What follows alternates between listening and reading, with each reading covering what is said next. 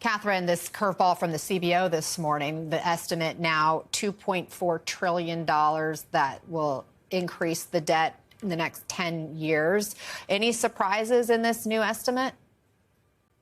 Well, the number of people who are estimated to lose health insurance is now 11 million people when you look at all of the provisions relating to Medicaid, as well as changes to the Affordable Care Act and the individual marketplaces, et cetera. So certainly a lot of people are going to be harmed. None of this is looking politically helpful to Republicans who are already squabbling about whether these Medicaid cuts should be basically more or less heartless.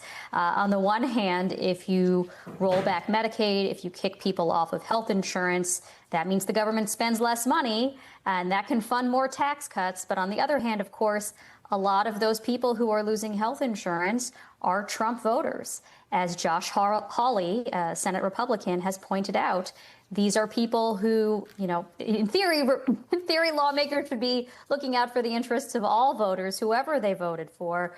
But this is particularly their constituency that is in trouble here. Julie, you just spoke to Josh Hawley, and of course, he's one of many people expressing doubts about this bill. We know that the Senate Finance Committee members are going to be meeting at the White House today with members of the administration. What are you hearing? Yeah, before we play you that sound that I just got from Senator Josh Hawley, I think it's important context. As I was running around and talking to Senate Republicans, the Musk-Trump situation right now, the real tell here is really between those who eventually want to get to yes and those who really are firm no's. They're the ones who are elevating Musk's criticisms of this bill. I'm talking about, for example, Thomas Massie on the House side, who opposed this bill, will oppose it again when it comes back to the House. He agrees with Musk. But one of the interesting takeaways from my conversation with Josh Hawley is he doesn't. He clearly still wants to get to yes on this bill. Here's what he said. Do you think Republicans are going to now listen to Musk's pressure on just opposing this bill? He was really harsh. You don't think that'll have an influence? Well, I think it's Donald Trump as president, and I think at the end of the day, it's his administration. It always has been. So, listen, a lot of people have views on this bill, and I'm sure there'll be a lot more criticism and other concerns, et cetera, et cetera. And the Senate obviously has some work to do in the next few weeks. But, it's the president's administration. I think he'll drive the train. It's the president's administration. A little bit of a different tone that perhaps we've heard earlier this year when Musk was officially part of this administration as a special government employee. A lot more senators listening to him, but clearly in their eyes, the power comes from the other side of Pennsylvania Avenue. It is Trump who is in charge. Those who want to get to yes on this bill are going to want to follow his lead. That's why Leader Thune, for example, the top Republican in the Senate, has been moving in such close coordination with him. And it's why you're going to see a group of Senate Republicans, as you mentioned, on the Finance Committee, in charge of the tax provisions and the Medicaid portions of this bill. That's why they're going to head to the White House later today and try to sort this out. How do you see it, Catherine? How much power does Musk have to shape the conversation surrounding this bill? At the very least, it's inconvenient for Republicans, particularly given that there are these huge divisions over whether the bill should be changed in such a way that it reduces costs or changed in such a way that it hurts fewer people on Medicaid and other forms of health insurance. Having this very public figure very pointedly criticizing the bill, even if I don't think his motivations are particularly noble here. I don't think he's really trying to become an obstacle because he cares about people losing food assistance and Medicaid, or even for that matter, the increase in deficits. I think it's for other reasons related to his own personal wealth.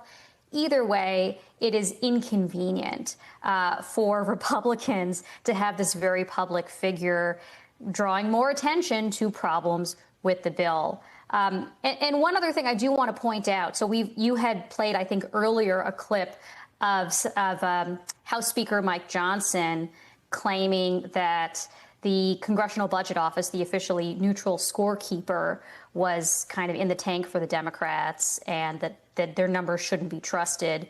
First of all, this is a group of very nonpartisan professionals.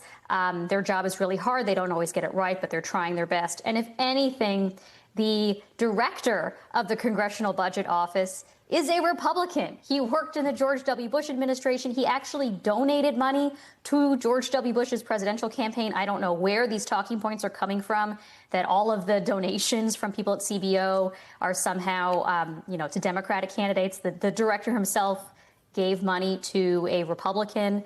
But again, he's a professional.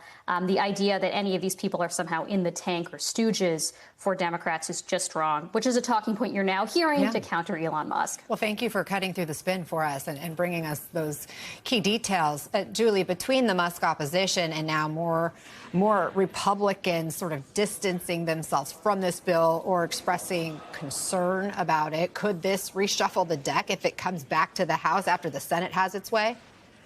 Well, it could definitely. I mean, Catherine's right. It is inconvenient. It is also a financial problem, potentially, right? Musk said he's not going to play anymore in politics financially. But yesterday, he kind of seemed to flip that idea on its head again, saying that the American people and maybe he will help oust anyone who supports this bill. So, of course, that is a pressure point, especially for House Republicans who run every single 2 years. They're always in cycle. This is always a concern for them, especially if Musk starts to fund Democratic opponents, which I know is a concern for the White House as well.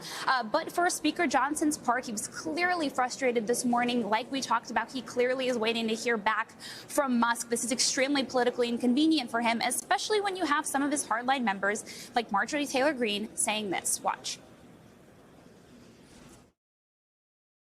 Congresswoman, what do you make of Elon Musk criticizing the One Big Beautiful Bill?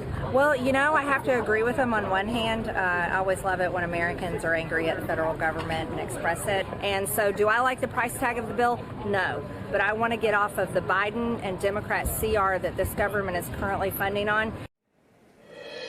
And here's what makes this so inconvenient, right? Because I pressed John Thune, for example, on this yesterday. We pressed Speaker Johnson. I know Kristen Welker did too this weekend. The CBO, all of these nonpartisan agencies are saying this will add to the deficit. Johnson, Thune continuing to say it will not. Musk blowing this up on X, where he has a megaphone, is certainly problematic for them. But again, certain Republicans think that it's Trump's pressure who's going to win out.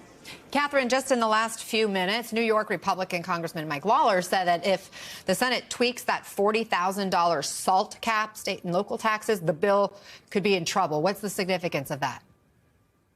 This is yet another fault line within the Republican Party about how this bill should or should not be changed. I mentioned some of the infighting over the safety net, but SALT, the state and local tax deduction, is another huge one.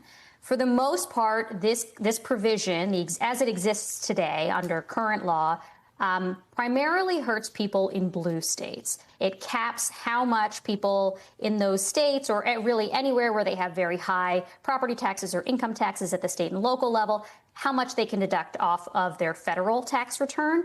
But there are, of course, a number of swing district Republicans whose constituents are also disproportionately hurt by this, including Mike Lawler. However, if you allow, if you give these lawmakers their way, if you allow the cap to be raised or even taken away altogether so that people in their districts can still deduct these taxes, that will add a huge cost to the bill. So you have one constituency who says, look, we should actually have even more tax cuts. You have another constituency within the same party that says, no, if that will raise the cost of the bill, how can we do that? And given the very, very thin margins in both the House and the Senate for this legislation, effectively everyone has veto power at this point. Yes, they all want to fall in line and help Donald Trump, but they all can have their say, and oftentimes they have mutually exclusive demands.